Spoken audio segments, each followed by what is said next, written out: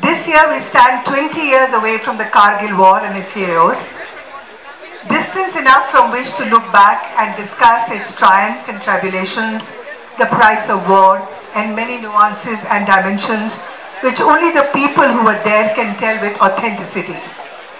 We have with us Colonel S.C. Tyagi, veteran army officer who witnessed the conflict and brought it out in his book, Kargil Victory, Battles from Peak to Peak. In it, he gives us a riveting account of his own experiences and also of the individual and collective acts of bravery of the soldiers who fought fiercely to free one peak after the other. Excuse me. Joining this narrative is also Rachna Bisht Rawat, a journalist, author and an army wife. In her book, Kargil Untold Stories from the War, she revisits the Battle of Kargil 20 years after the war and brings you unheard stories of the men in uniform and their families. Our star cast for this session includes Colonel Sonam Wangchuk, who was honored with the Mahavir Chakra for the first victory at Kargil. He led his unit climbing in single file an icy vertical face 18,000 feet high, evicting 135 Pak troops in a 3-day battle fought in 2 feet of snow at -6 degrees. And moderating this session, we welcome Vishnu Som, a veteran correspondent and anchor with NDTV, who has covered many conflict and war zones, Afghanistan, Congo, Iraq and Kargil. He'll also share with us the media's changing perspective in covering war. Thank you. Good afternoon, everybody, and a very, very warm welcome to this session. I'd like to thank the organizers for inviting all of us. 20 years ago, the Indian Army and the Indian Air Force participated in a war that in many senses redefined the nature of conflict. When it comes to mountain warfare, this was the most grueling, the most difficult, the most testing mountain warfare perhaps in the history of warfare. It was fought at altitudes in excess of 12,000 feet to more than 18,000 feet. The soldiers who participated in Kargil were put through a test which they succeeded in passing with flying colors, but not before we had lost more than 500 of our brave soldiers, and not before more than 1,300 were very seriously injured in the Kargil war. The purpose of this session is to honor some of the soldiers who've become icons, soldiers whose names an entire generation of Indians have come to respect, come to know of, to reflect on the nature of the war itself and to share stories. So this is a session on storytelling. And what we are going to do is we're going to be speaking to Colonel Sonam Wangchuk, Mahavir Chakra, and of course Colonel Tyagi, whose book, The Kargil Victory, Battles from Peak to Peak, describes a lot about the area where we fought, the peaks and the individual battles where our soldiers succeeded. And Rachna Bisht Rawat writes this wonderful book, Kargil Untold Stories from the War, and we're going to discuss some of those untold stories. I was a 24-year-old covering the Kargil war. I was the second journalist into that area, the first to do a satellite phone report. I think I was the first journalist in the Batalik area.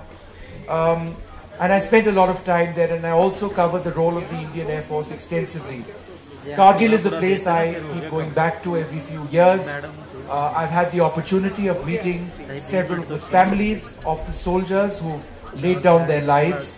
And in the course of the next 1 hour or so, in addition to the conversation which we will have, we will also be drawing heavily from the NDTV archives in bringing to you stories about some of these braves. Captain Vikram Batra, Anuj Nair, we'll be talking about Saurabh Kalia as well, and we'll be speaking about Hanifuddin and others, and you'll get a chance to actually see their stories in these short 2-minute capsules. But since we are talking about heroes, and before we start this any further, let's remember Ye Dil Mange More, the first video, the story of Captain Vikram Batra.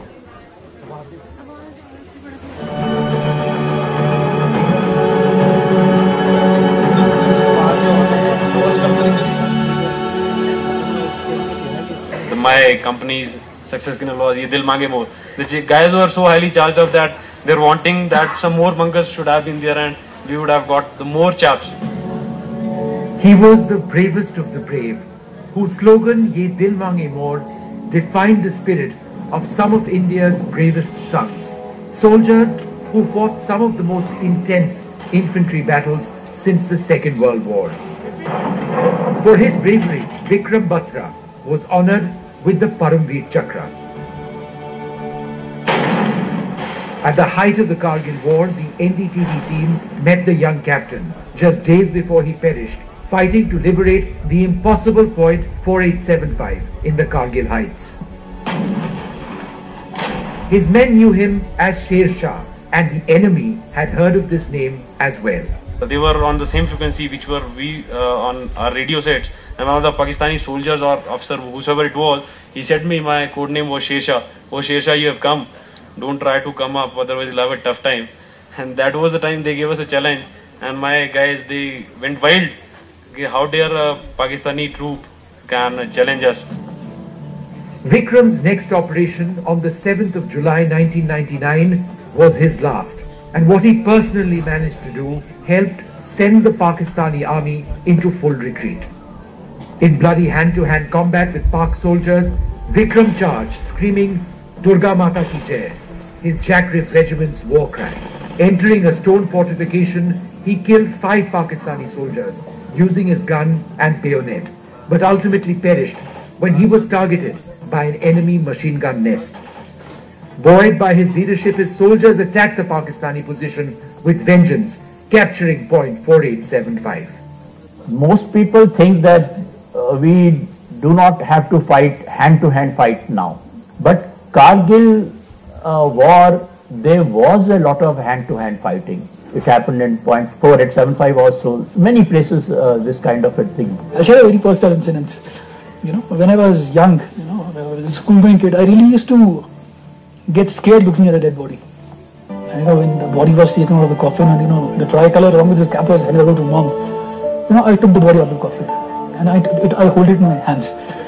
And that was the first cremation ever in my life.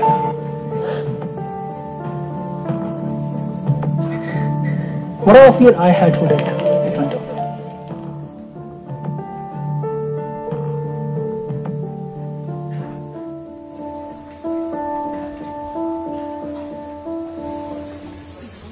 We're very privileged to have with us Colonel Sonam Wangchuk, Mahavir Chakra.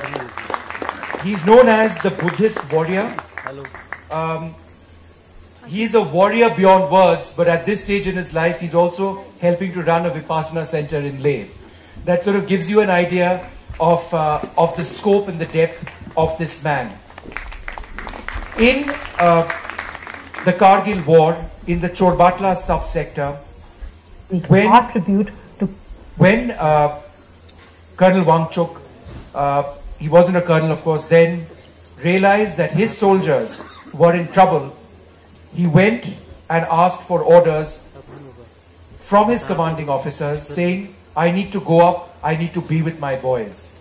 And he was told, no, wait, Sonam, your orders will come at the right time.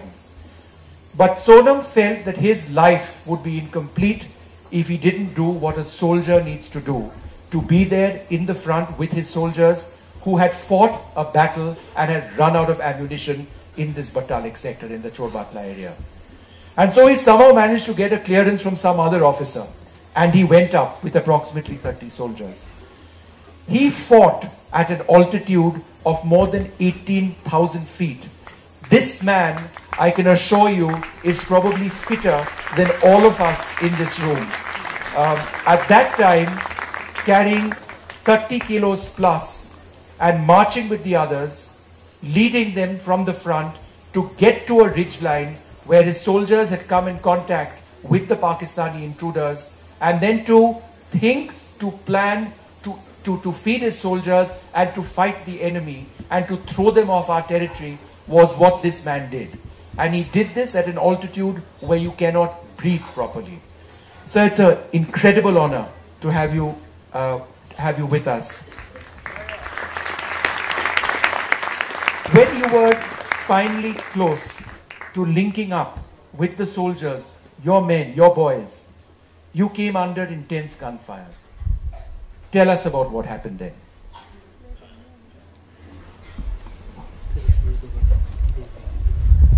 Yeah. Just hold it like this, close to your mouth. Okay. Okay. It is something, it was very emotional for me. And I go for guest lectures and I always recollect the moments. And I really feel, a lot of emotions going through me. So, as Som said, when I encountered the enemy fire, I had gone to actually link up with my boys. I had taken a reinforcement of around 25 boys with me. So I was, in an open space, which you can call as a killing ground actually, where, enemy, they channel you and thereafter they bring intensive fire on you. So I would say all hell broke loose and there was firing from all over. And the first thing normally which you do as an instinct is you go on the ground. That's what we did. And at that point in time, there were two scouts who were in front of me. I was in the center and I had two boys behind me. And rest of the main body, they had not fetched up. Actually, there was a large gap, maybe around a kilometer or so. I would say I had not planned it that way, but I was fortunate. The entire party did not come under ambush. And, the first 5 minutes, the enemy got one of my boys. He was a Havaldar, Sewang Rixin.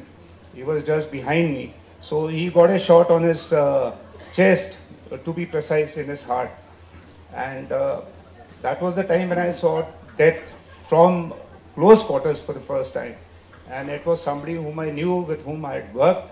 And maybe for months together, though I'm from Forest originally, and Ladakh Scouts boys, I trained with them. I had been with them for about a year by that time. So he was somebody who was very dear to me.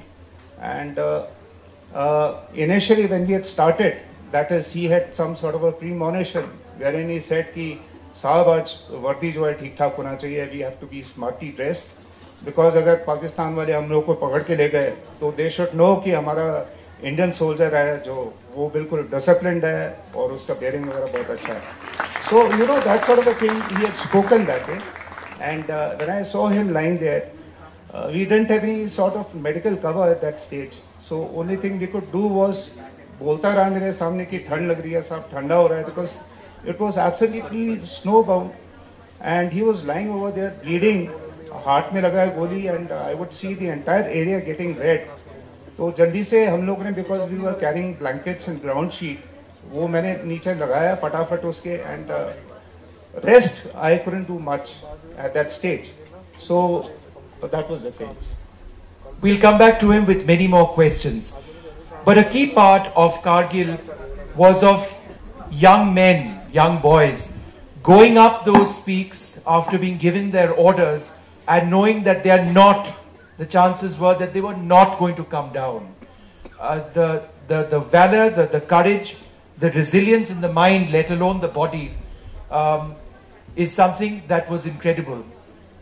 Vijayan Thapar was one of those young soldiers who, before going up, probably had a premonition that he wasn't going to come back. He wasn't going to see his mother or his father or his loved ones. And so he wrote a letter. If we can roll the second story and talk about and show you this letter and what it meant.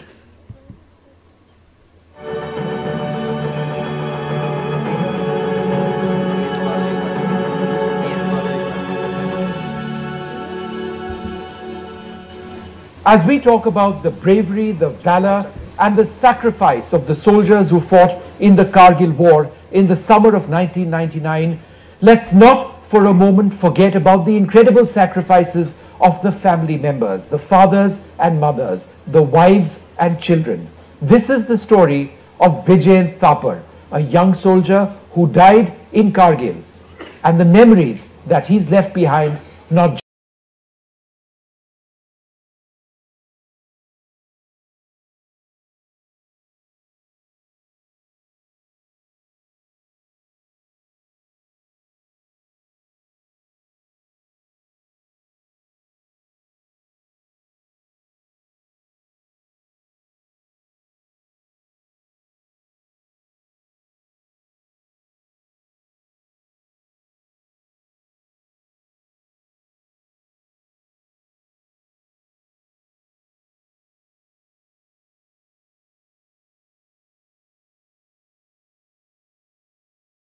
for the attack. I'll read it out. Dearest Papa, Mama, Birdie and Granny, by the time you get this letter, I'll be observing you all from the sky, enjoying the hospitality of Apsaras. I have no regrets. In fact, even if I become a human again, I will join the army and fight for my nation. If you can, please come and see where the Indian Army fought for you tomorrow. As far as the unit is concerned, the new chap should be told about this sacrifice. I hope my photo will be kept in the A Company, Mandir with Karni Mata. Whatever organ can be taken should be done.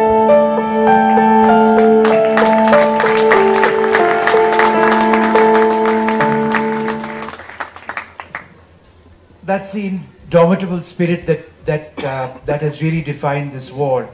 Rachna, your writing, your book, has a lot to do with your background. Married to an army officer, brother was in Kargil. You tracked the bodies during the Kargil war being returned as a journalist. This isn't just a book where you tell the story of a war, it's something deeply emotional for you. What went into your mind, into your heart as you wrote this?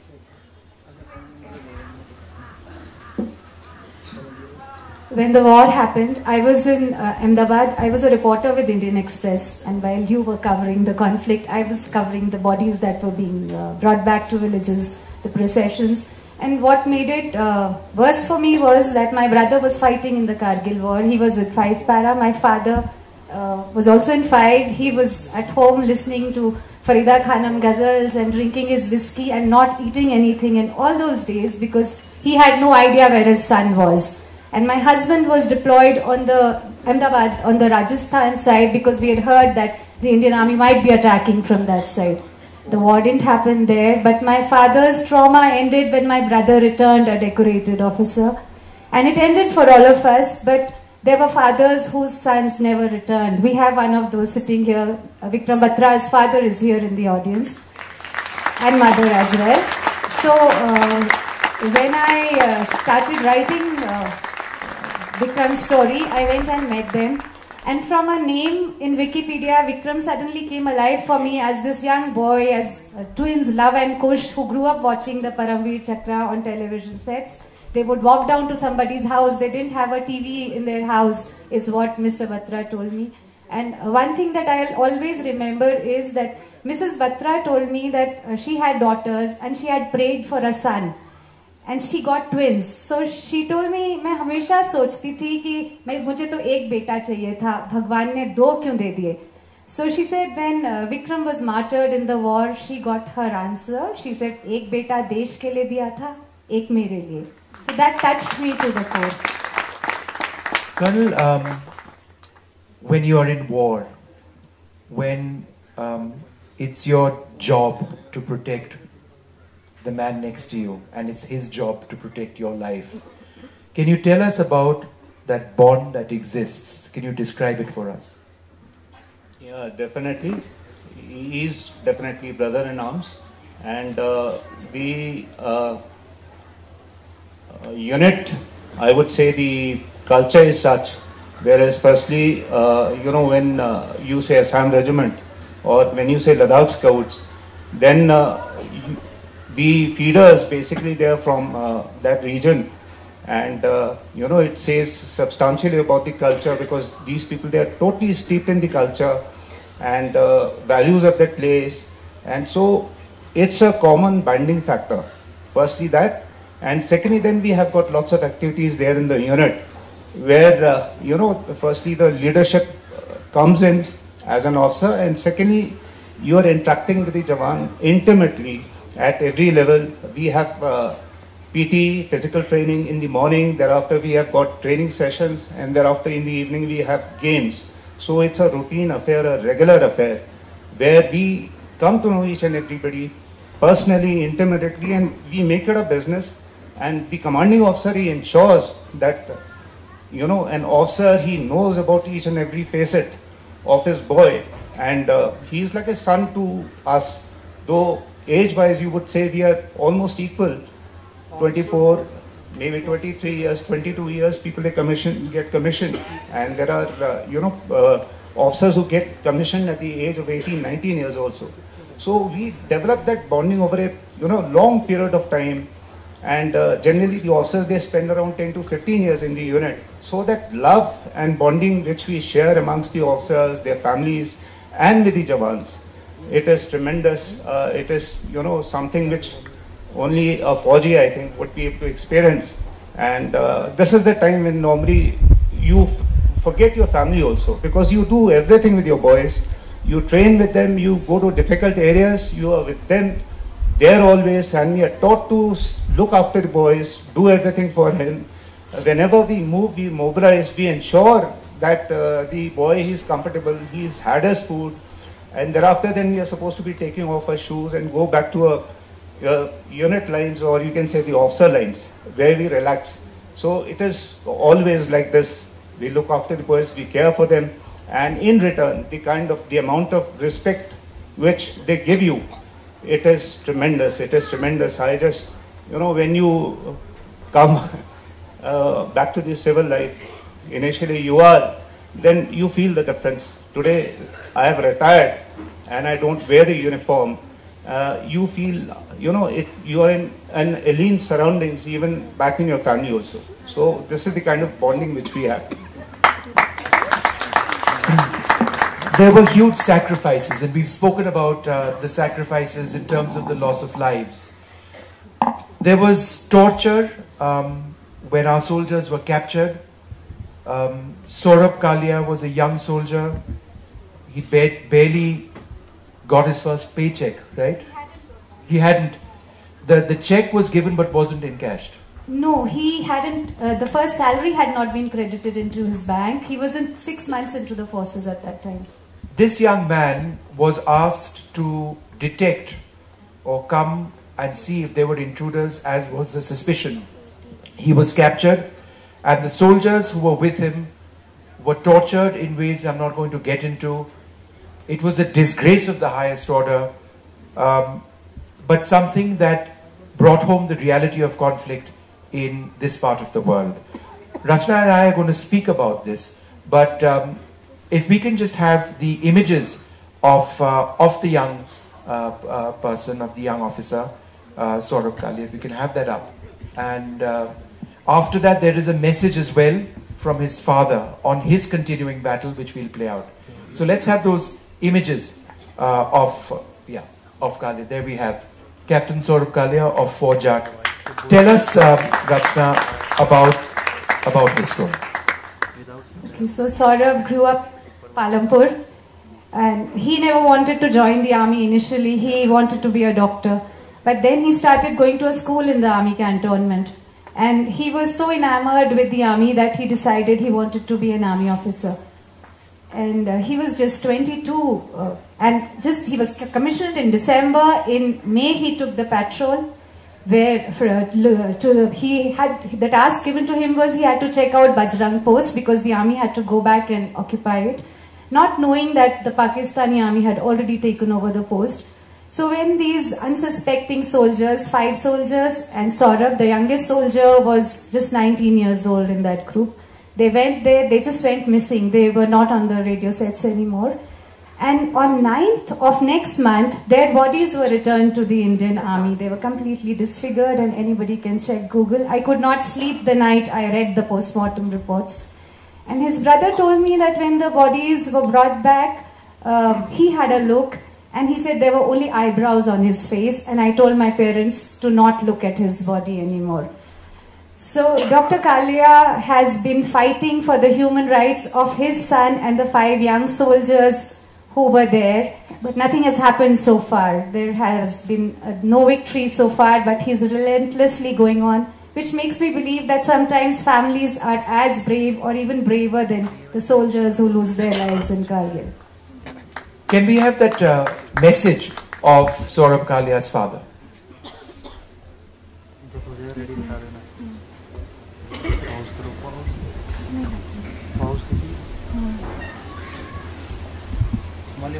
जो अपना सर्वोच्च बलिदान देने के तैयार हैं, उसको भी कुछ अधिकार हैं। अभी आप देखिए कैप्टन सौरभ कालिया के साथ जो कुछ हुआ, वे मानव अधिकारों का उल्लंघन है। जो कोई भी पेरेंट्स है, कोई भी आर्मी है या कोई भी देश उसको एक्सेप्ट नहीं कर सकता। तो इसके लिए जो मैं भारत सरकार के साथ एक इशू जो मैंने उठाया हुआ है इतने सालों से, और अभी तक वे ऑनरेबल सुप्रीम कोर्ट में अभी तक चल रहा है, तो मैं आपके माध्यम से ये मैं लोगों को कहना चाहता हूँ, जब तक मैं जिंदा हूँ मैं इस इशू को उठाता रहूंगा, चाहे मुझे इसमें कोई हासिल हो चाहे ना हो।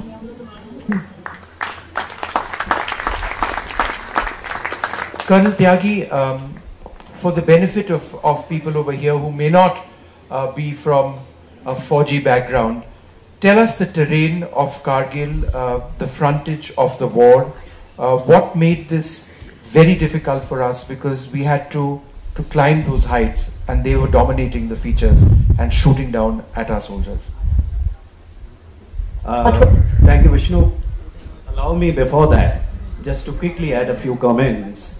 Not add a few comments, few more points about Saurabh Kalia. I had the fortune of visiting his battalion, Fojat. I spent the whole day there and I asked him, I said, your officer was taken and the Indian Army never allows its soldiers to be taken away like this. What have you done? Why have you not crossed the LOC and got the body back?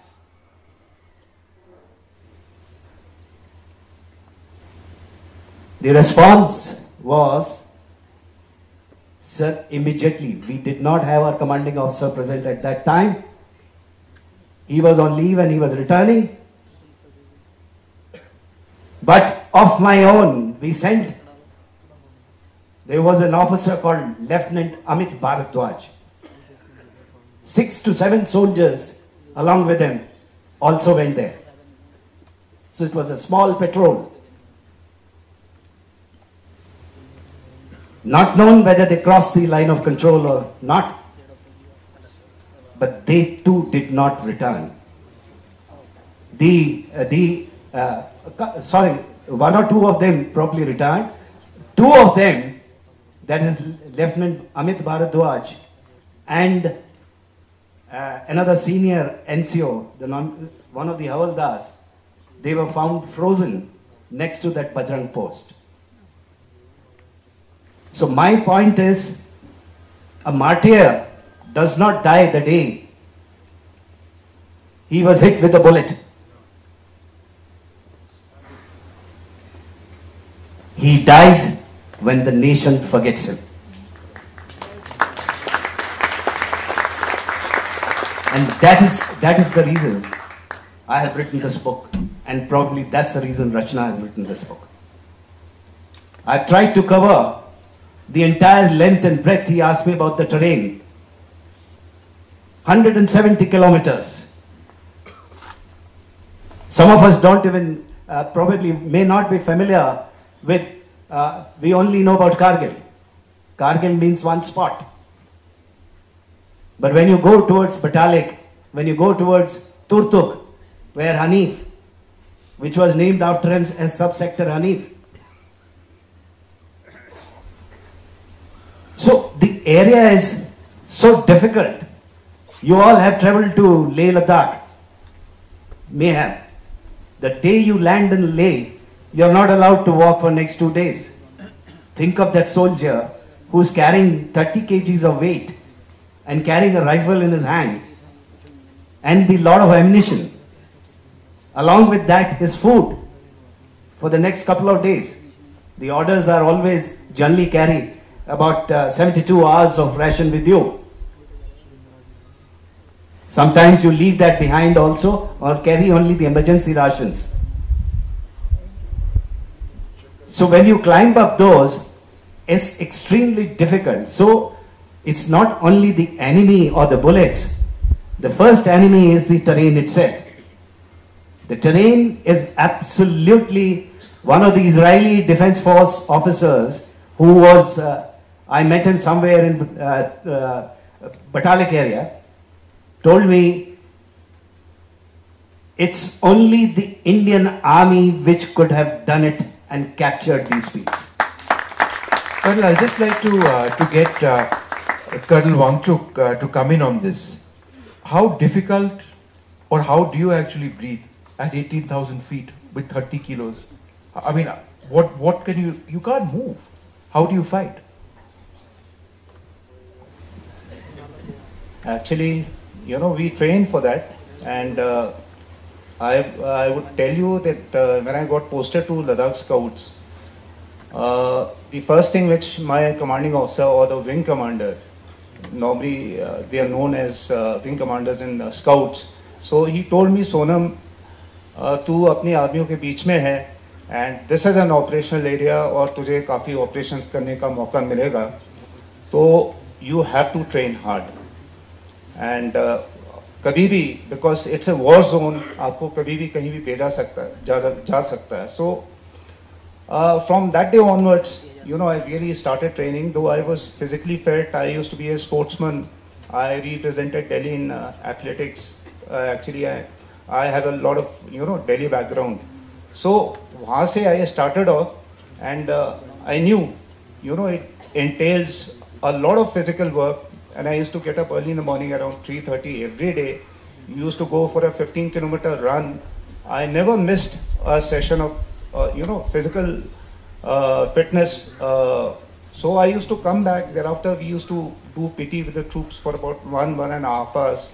It used to be entirely physical. Thereafter, you go for patrolling. Since we were deployed on Sino-Indian border, it was climbing the features there along with the boys. So the entire day, and thereafter we used to finish it off with a game of baseball with the boys. So it used to be building a sort of a team also with the boys. So you had to train that hard, otherwise you knew you will not be able to survive. And the post where I was, as a company commander, that the height was around 14,000, 15,000. So thereafter, when I went into the battle zone, I didn't have much of problems because I was already used to training my body rigorously and doing this sort of a regimen. So it stood me in a good state. And speaking about the boys there, they hail from that region. They have a third lung, right? Yeah. Sons of the soil, and they are adept, mountain climbers. They don't have any issues there. But yeah, for somebody who's coming there for the first time, we had units which went into battle maybe without acclimatization. They faced problems. But then the Indian Army, from whichever region, the boys, they're very resilient. They adapt to that sort of a terrain, to any kind of a terrain, within 10-15 days, given that time. Because we had 14 sick. When I had captured the posts over there, there was a large amount of area.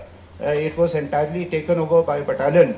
So these boys initially they had problems because they had not acclimatized. They were coming from Delhi, which was a peace station, and the peace stations actually it's a different ball game altogether. So when they reached over there, these people, they started acclimatizing. Initially, it was bad for them, but within a month, these people, they had come into the grid and they did a wonderful job. Sure. We're going to take a look now at Anuj Nair, another hero during Kargil. If we can play the next video out, and then we're going to talk about Hanif as well. Rachna is going to talk about that. And then we're going to also take a look at the role of the Indian Air Force. Go ahead.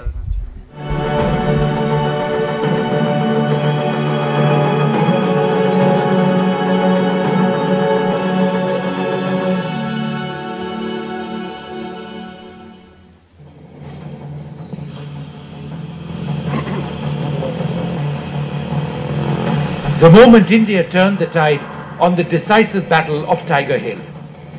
The first use of a laser-guided bomb in India's history, fired from an Indian Air Force Mirage 2000. This was the team that was flying the Mirages during Kargil. To give me a real idea of what it is to be flying in the Kargil area, some of the most treacherous terrain on the earth, the Indian Air Force has agreed to let me fly on this, a Mirage 2000.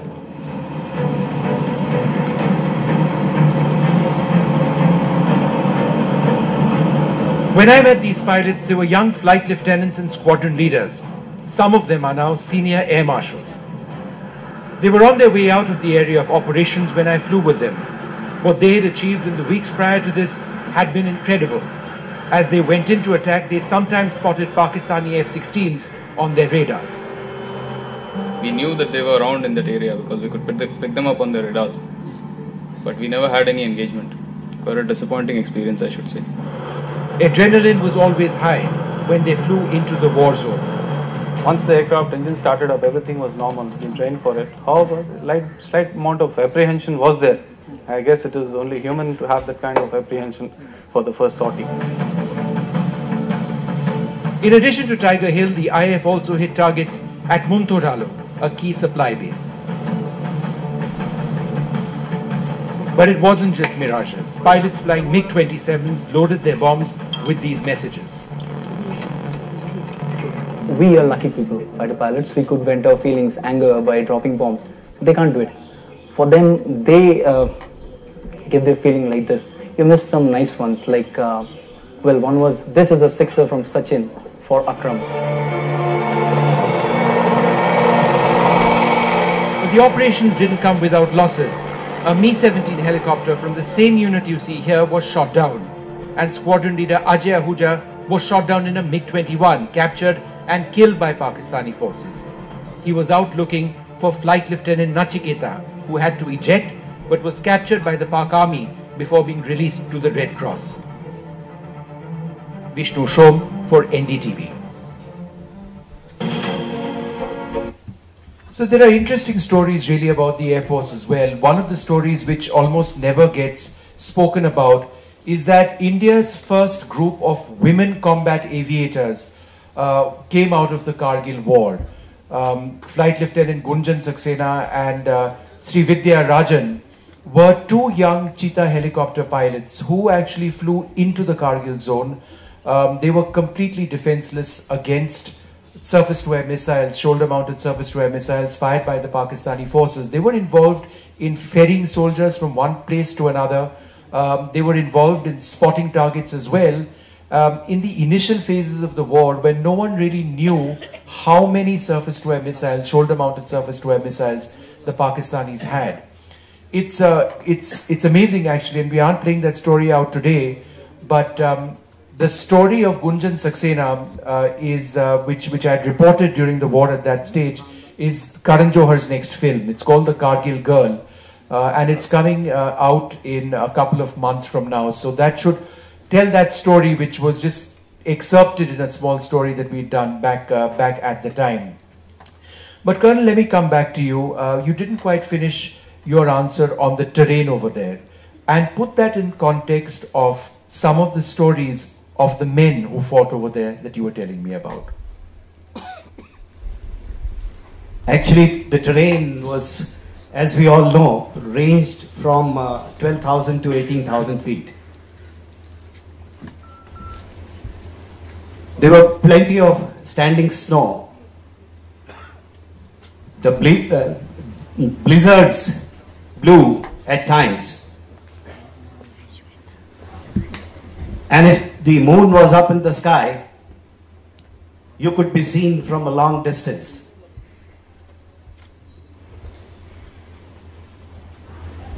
There were rocks, there were boulders, which you could not cross.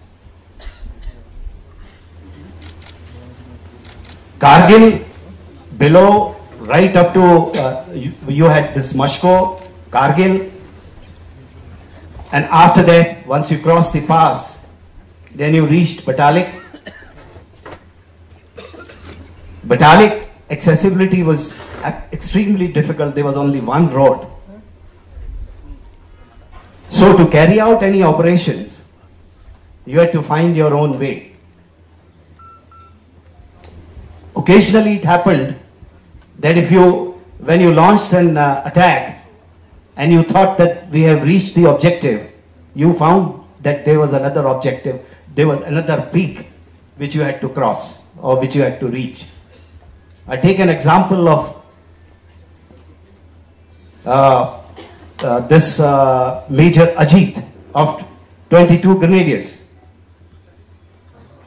He was to launch an attack on a point called point 5203, somewhere in Batalik, further east. When he took his company, he found that there was a huge rock which was blocking his way. Somehow they managed to cross that, and he thought he had reached the objective. But what actually had happened was, he was on a spur between two bumps, two peaks, and both the peaks were occupied by Pakistani soldiers.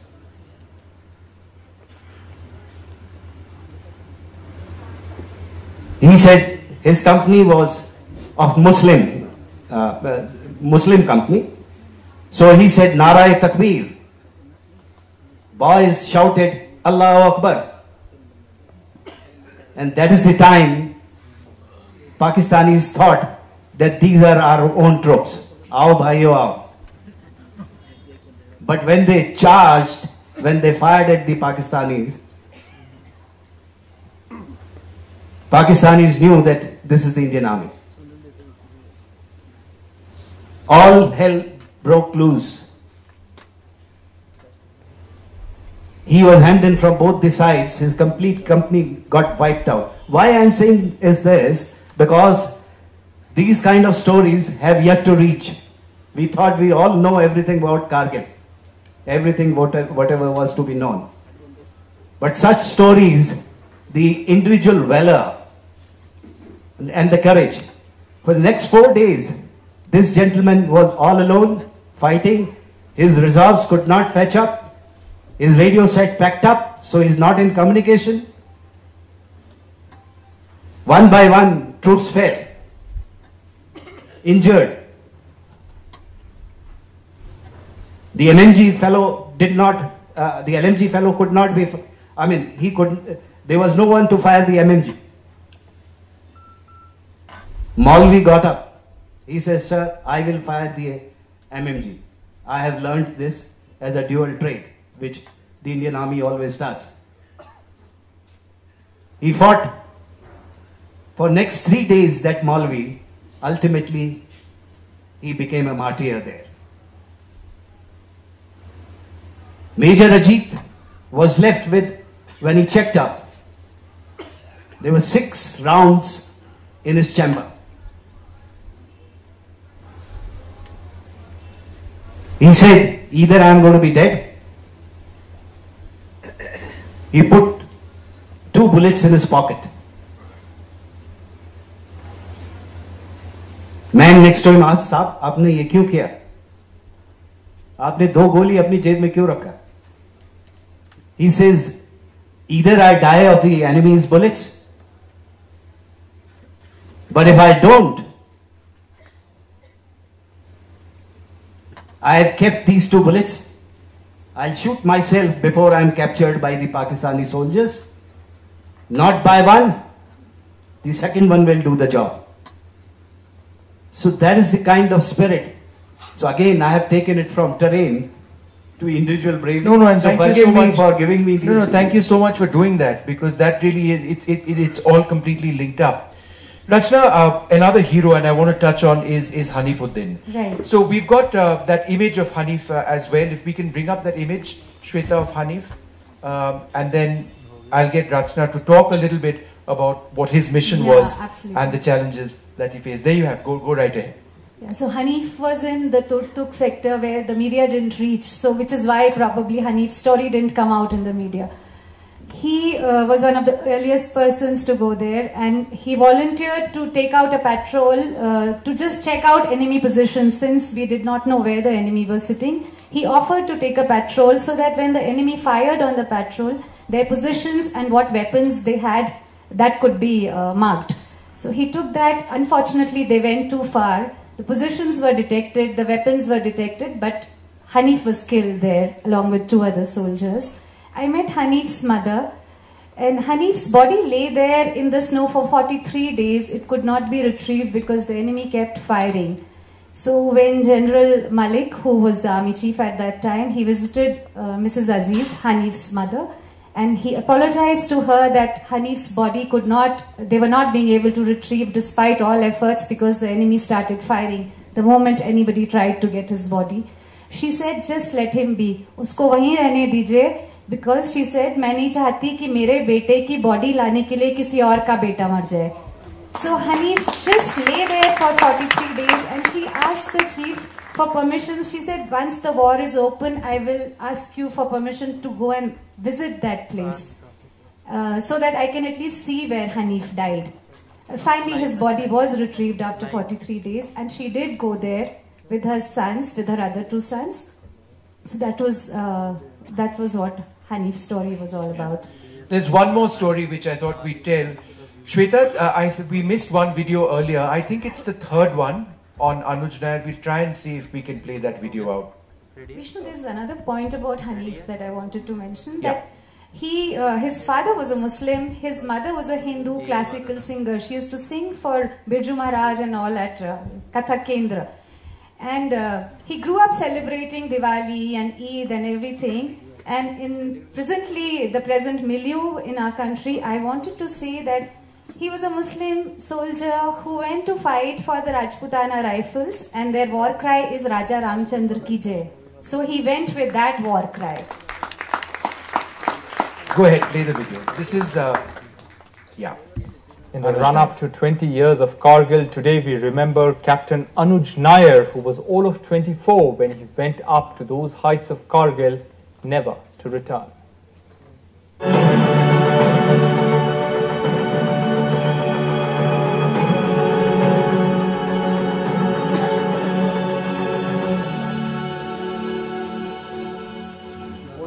At the War Memorial in Dras, soldiers like Captain Anuj Nair are honored. 20 years ago, Captain Nair was involved in one of the most heroic missions of the Kargil War, when he went up the Mashko Valley in a particular area and secured a height that had been captured by Pakistani intruders. For that, he paid with his life. The nation has honored him with a Mahavir Chakra.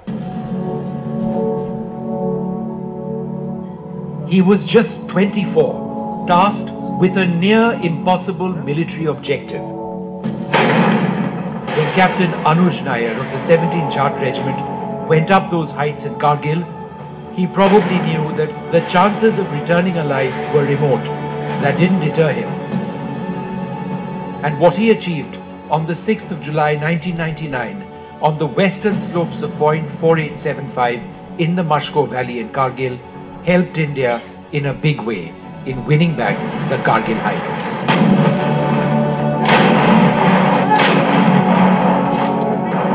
Under heavy enemy artillery and mortar fire, Captain Nair climbed up those heights, his target 4 enemy positions.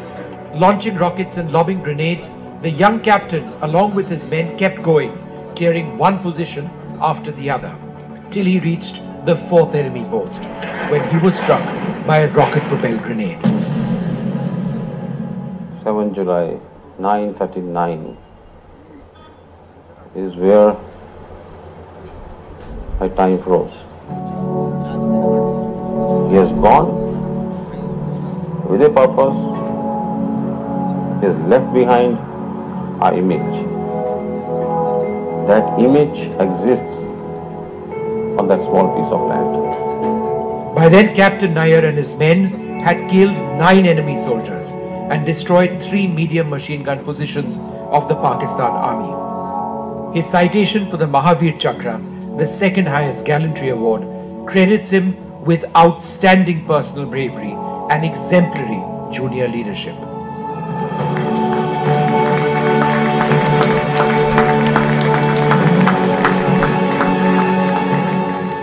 Colonel Wangchuk, how do you remember your friends who you lost? You would have lost friends during Kargil. How do you deal with that? Yeah, as I told you already, there was only one fatal casualty which we had. That was Havaldar Sewang Rigzin. And what about others, other friends who died during the war? Yeah, I won't say, because I won't, I didn't have much of an interaction. My area was very limited. So thereafter, once the operations were over, we handed over the post to 14th Sikh and we came down. But then I remember 111 GR, because immediately after my operations, I had gone to 111 GR and I was supposed to be inducted to another operational area where Ladakh Scouts troops were. So I went to the mess, and that is the time when I had seen, lots of officers. Amongst them I could see faces of young officers, maybe around 7 to 8 of them.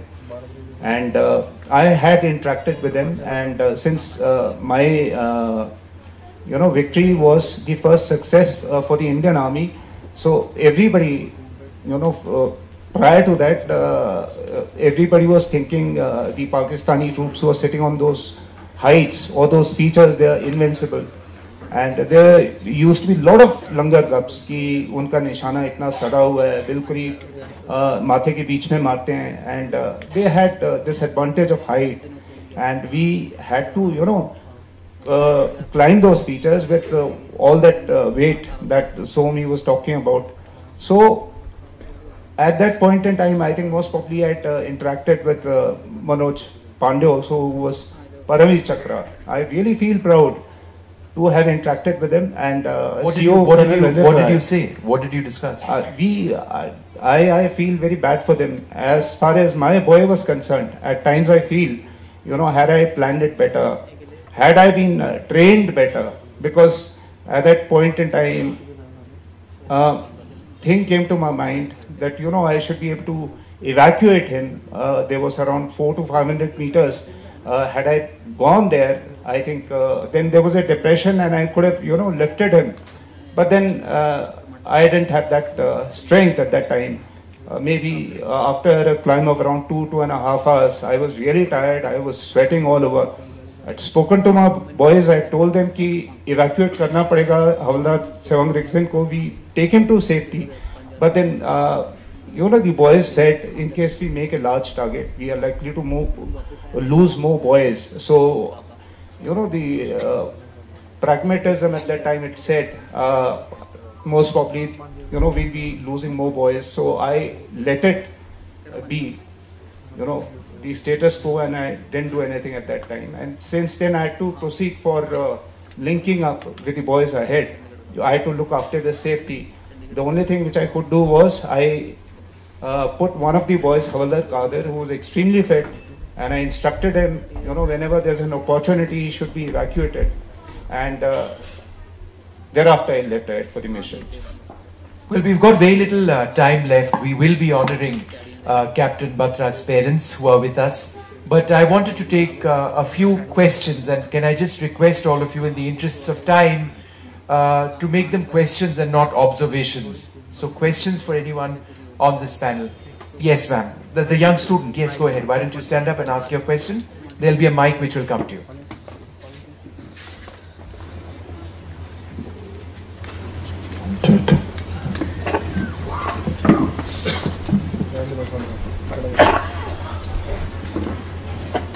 Good afternoon, sir. Jai Hind. I really wanted to know your views on women being allowed to be there in the battlefield. Who would you like to answer your question, Colonel Wangchuk or? All of them, because everyone has a different view.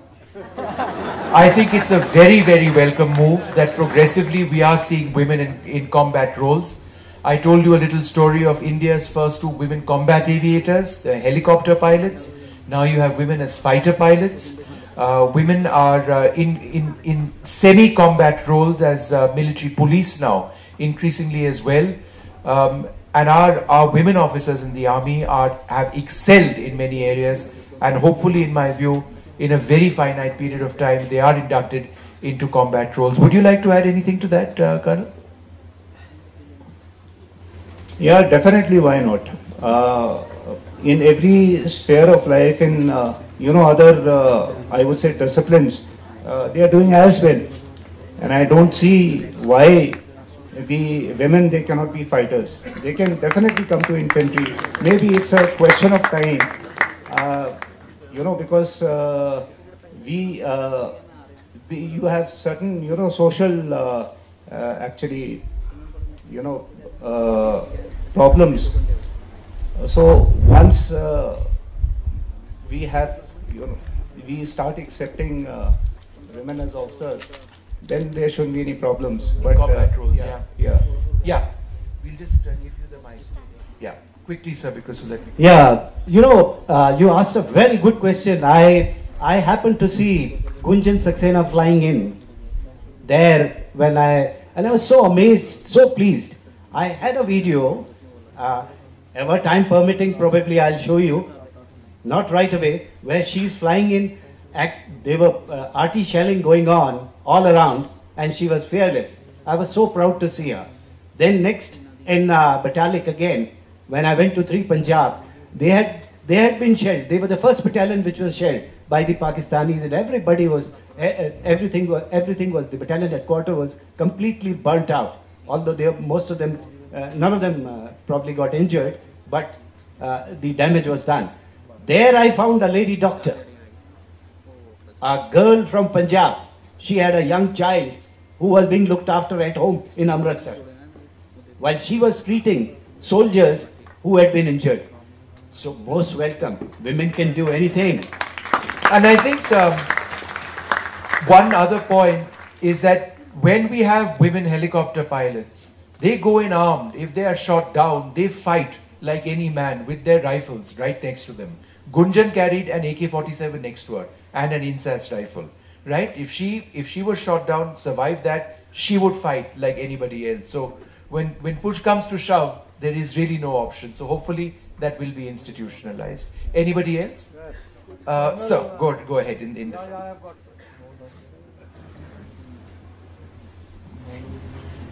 A question, please. No, I have a small comment. It originates from Colonel Wangchuk, what he has said, how difficult it is for a soldier to leave a soldier behind for the cause and the aim and the purpose for which he is going. I will tell a small anecdote, not anecdote, a real thing. I commanded 70 Infantry Brigade which fought in this operation. After Operation Vijay, after that I commanded the brigade. There was a young soldier from 3 Ladakh Scout. He went in a patrol of 10 people led by his JCO. 9 of them were killed. Pakistanis came down firing at them. He fainted as if he has also died. He had no bullets by then. They pumped couple of bullets. By then our own RT shelling started. He had 2 bullets in his stomach. He did not make noise. Imagine the thing what I am going to tell you now. A soldier with 3 years of service at 18,000 feet, 2 bullets pumped in his stomach. When he comes down, he carries his JCO with him. Why did he carry his JCO with him? 3 days and 3 nights crawling. The only food and anything water he had was that ice. I personally asked this boy. He was in my area of responsibility. This is where the regimentation, the spirit de corps. I can appreciate what Colonel Wangchuk went through when he left that soldier with another soldier to guard him. This man says, I could not have gone back to my village or my community if I did not get this JCO back with me. Thank you very much for sharing that, sir. Who else? So you've Oh, go ahead, sir. Thank you. Yes. Colonel Wangchuk has raised a very pertinent issue. We can't hear you, sir. But sir, please, a question. No comments, otherwise we'll be here forever. Question is that the soldiers are forgotten after the battle of the war. Now, recent example I want to give that you need to highlight. Nak Seetal Singh of 8 Sikh, who killed at Tiger Hill Captain Kamal Sher Singh, and who was awarded the highest gallantry award by Pakistan. Nishane Haider, that too recommended by Brigadier Bajwa, the commander then. But Naik Seetal Singh was in Punjab police, who was doing the role of a sepoy, you know, in the police, in the traffic control. When Captain Amarinder Singh, Chief Minister, got to know, he was promoted ASI. Manaman Singh Chinna, sir, there's a point that you're saying. Is Manaman over here? My question is... That is changed, sir. You should one second, sir. I have a point. I will let you finish what you're saying. But Manaman Singh Chinna, the Indian Express correspondent, is over here. When he heard that story of this man, he brought it up with Amrinder Singh, and he was honored. That we know. So there is a happy end to that story. It is because of the media. He got so your question, sir. No, my question is, there is no policy. Don't you think that there is a need to have a national policy for rehabilitative settlement, and you should raise such issues? I'm sure we certainly need to raise these issues, and there should be a policy. Anybody else? Yes, sir. But again, just question. No, question can be long, but question.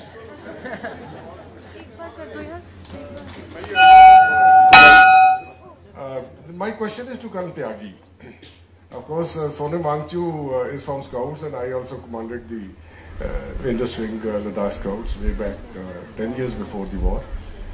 What I want to say is that in the hindsight, Colonel Tyagi, do you think we should have followed some other strategy instead of banging our head, knowing fully well that those people have come in and entrenched to, throw them out in a different manner? Do you I think, sir, if we got around to discussing Kargil and strategy and the defense of that area, it would take a lot of time. But may I request any specific shorter questions? We just have... Yeah, go ahead, sir.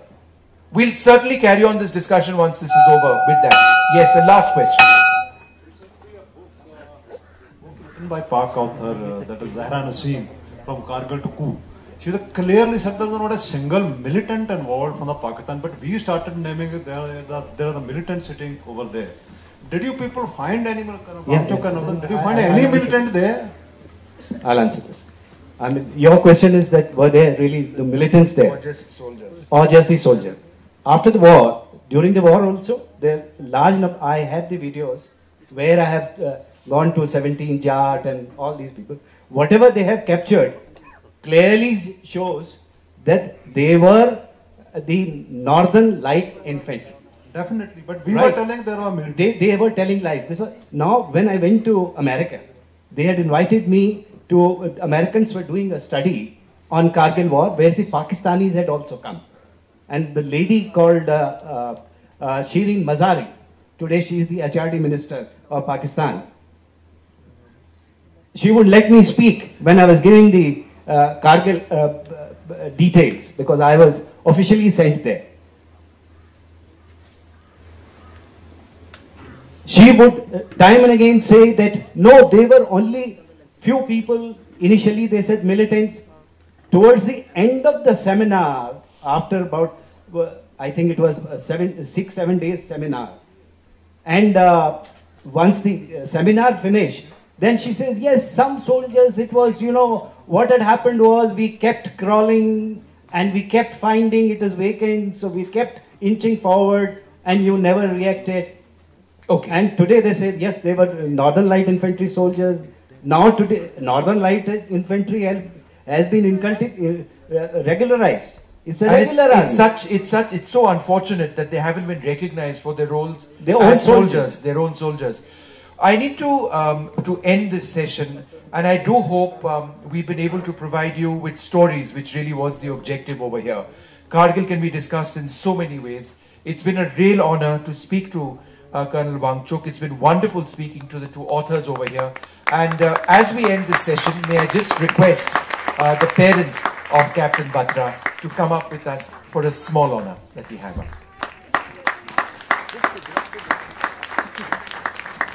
1 second, sir.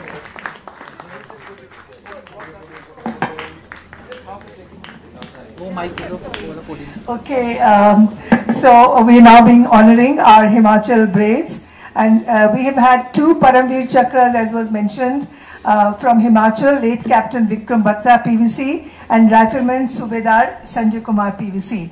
And we called both the parents of the Paramveer Chakras, but only the parents of late Captain Batra have been able to make it. And I request Mr. and Mrs. Girdhari Lal to please come on the stage, and Rahul Singh, please come on the stage and welcome Mr. and Mrs. Batra, parents of late Captain Vikram Batra PVC. We are very honored to have them with us. It's a great moment.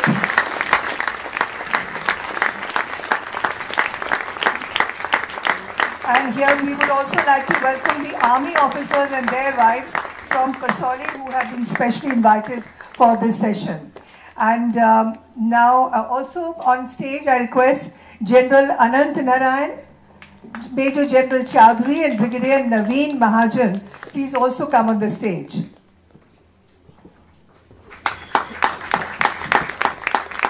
General Anant Narayan, Major General Chaudhary and Brigadier Naveen Mahajan. I will now request General Anant Narayan to present a portrait of late Captain Vikram Batra PVC to his parents, Mr. and Mrs. Girdhari Lal, on behalf of this festival. Please, and yeah, okay. This is a portrait of Vikram Batra.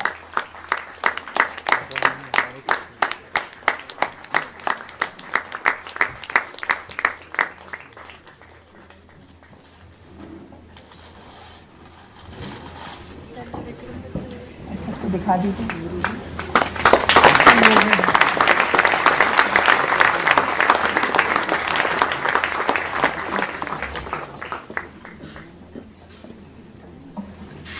Okay.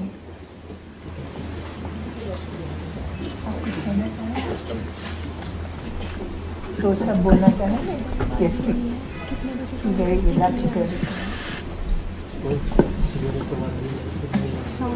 August audience, I know that a lot of written about Captain Vikram Batra, so I need not to highlight his stories. But this much I will say, that he was a true country lover, a patriot and nationalist at the core of heart. He was selected for the Merchant Navy as a deck cadet in Barbara Shipping Company, headquartered at Hong Kong. At the last moment he declined because I told him the stories of the great revolutionists, great brave people like Sardar Bhagat Singh, Guru Gobind Singh Ji, Maharana Pratap, Chandrasekhar Azad, and that had impact on his mind. So he declined for the Merchant Navy. When Mrs. Batra asked why,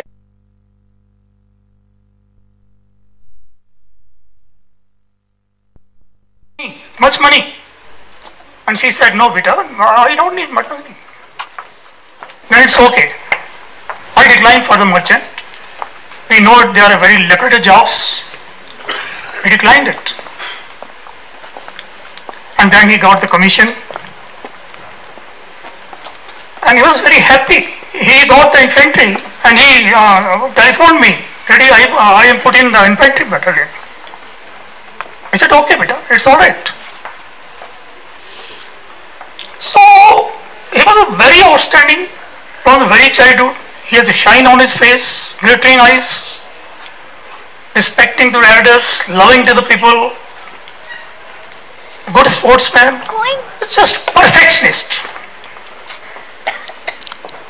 And I feel that we all are proceeding towards the perfection. We know that the God is the only perfect. But we human beings are trying to be perfect. And he was perfectionist.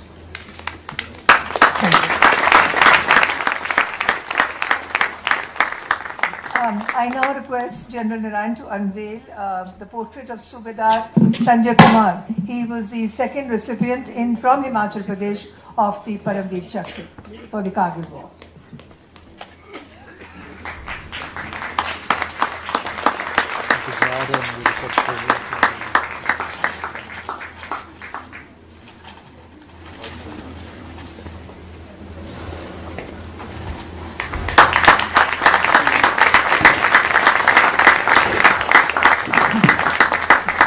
Subedar Sanjay is not here with us, so we'll ensure that this is sent to him. Thank you. Major General Chaudhary will now unveil a portrait of late Captain Saurabh Kalia, also Braveheart from Himachal.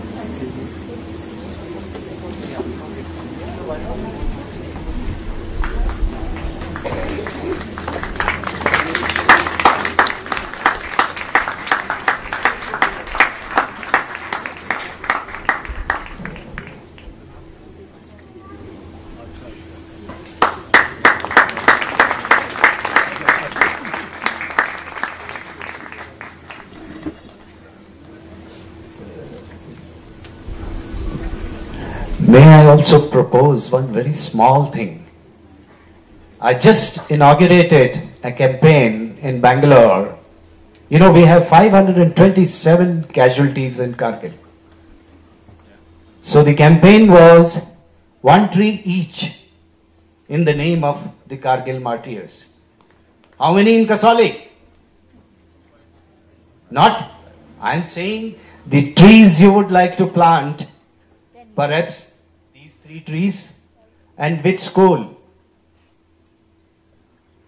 So this project can be taken up. May I request you, sir, if it can gather steam, and that school would look after it, or that the person would look after it for next 50 years. Instead of statues, let's have these trees. It would be greening the countryside, and it will also be. Kindly support this campaign.